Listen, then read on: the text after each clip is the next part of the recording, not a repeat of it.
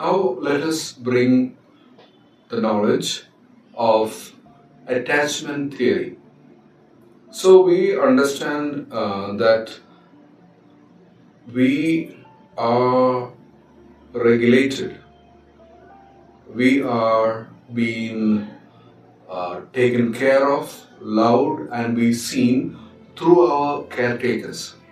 So when there is a secure attachment, especially in our early life, we understand that there is more trust, there is more emotional regulation, and also there is a lot of resilience happening in adult bonds. And the opposite of it, when it is insecure, when it is not clear, when the boundaries are not set, disorganized attachments, especially they are rooted in trauma.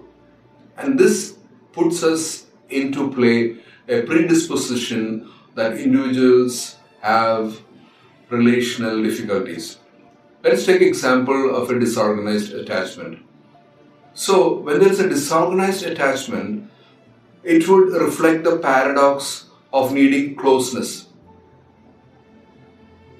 So there is disorganized attachment, and the paradox is that now the individual needs a closeness, but fearing it due, the early caregiver is unavailable or is in threat. So we do not know whether the caregiver is going to give it or is at a threat. So there is this paradox for individuals who go through disorganized attachment. We should understand this trauma, dissociation, and disorganized attachment. They are like in a single line, one following the other. And this also is reflected in a relational pattern, especially between couples. For example, partners with anxious attachment would seem to be so possessive. They want to know all the details. Where are you? When you will come? What will you eat?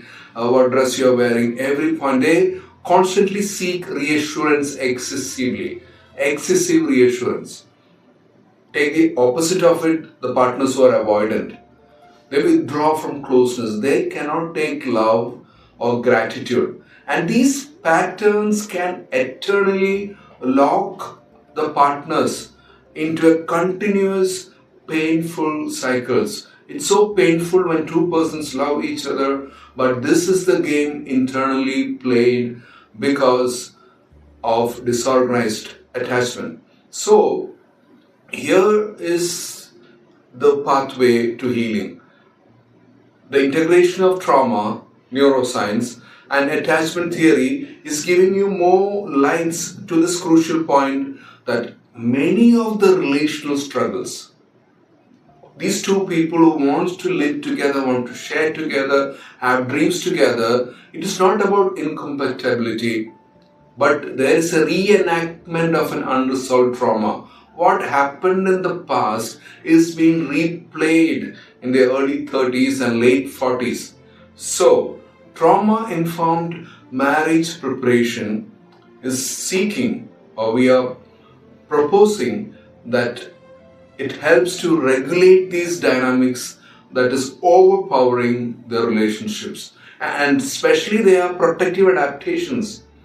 But we need to be aware that regulation, reprocessing, help is there when you know about these reenactments, and that we can calm down and set a new pathway of relational healing.